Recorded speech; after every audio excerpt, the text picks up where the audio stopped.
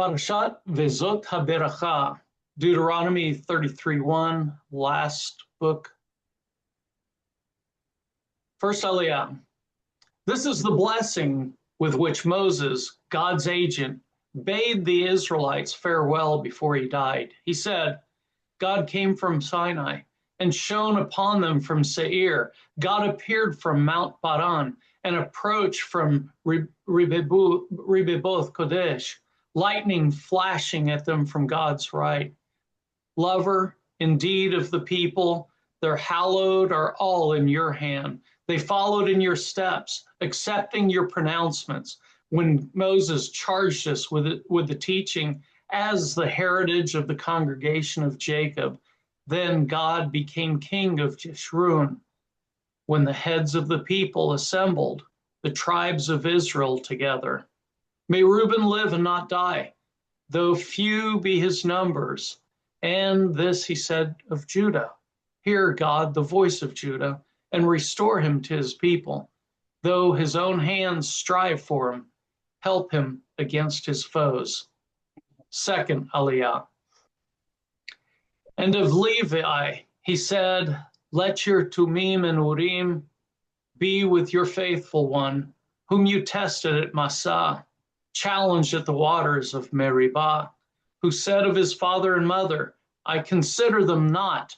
His brothers he disregarded, ignored his own children. Your precepts alone they observed and kept your covenant. They shall teach your laws to Jacob and your instructions to Israel. They shall offer you incense to savor the whole offerings on your altar. Bless God his substance and favor his undertakings. Smite the lions of his foes. Let his enemies rise no more. Of Benjamin he said, beloved of God, he rests securely beside God, who protects him always, and he rests between God's shoulders. Third Aliyah. And of Joseph he said, blessed of Hashem be his land with the bounty of dew from heaven and of the deep that couches below, with the bounteous yield of the sun and the bounteous crop of the moons, with the best from the ancient mountains and the bounty of hills immemorial, with the bounty of earth and its fullness and the favor of the presence in the bush. May these rest on the head of Joseph, on the crown of the elect of his brothers.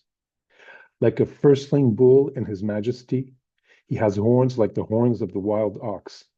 With them he gores the peoples, the ends of the earth, one of and all. These are myriads of Ephraim, those are the thousands of Manasseh. Fourth Aliyah.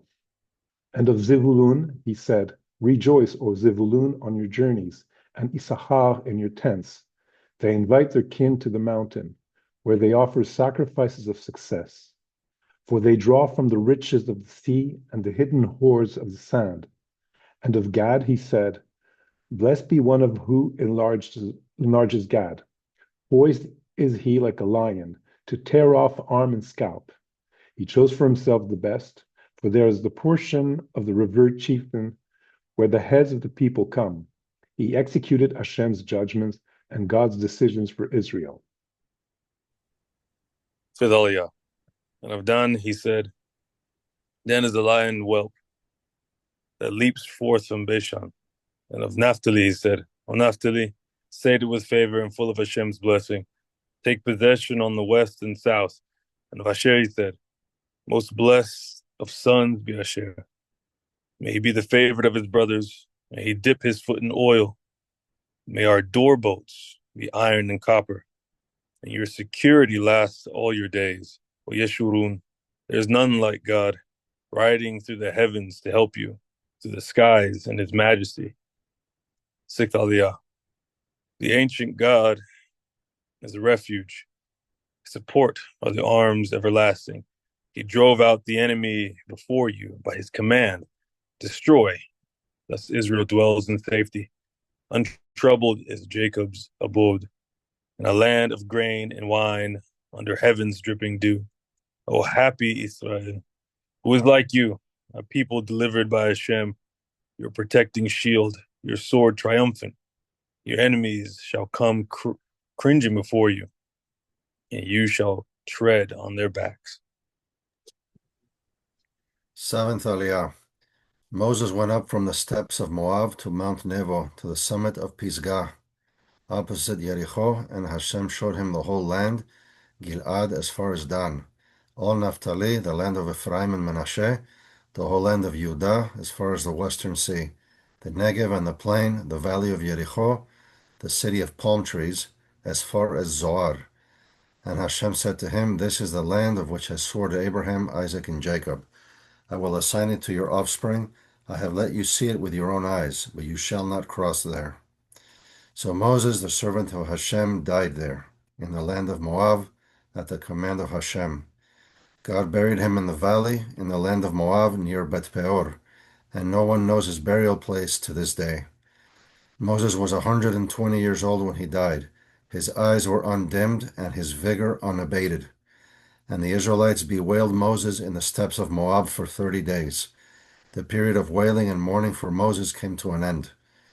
Now Joshua, the son of Nun, was filled with the spirit of wisdom because Moses had laid his hands upon him. And the Israelites heeded him, doing as Hashem had commanded Moses. Never again did there arise in Israel a prophet like Moses, whom Hashem singled out face to face, for the various signs and portents that Hashem sent him to display in the land of Egypt against Pharaoh and all his courtiers and the whole country, and for all the great might and awesome power that Moses displayed before all Israel. Chazak, chazak, v'nit chazek.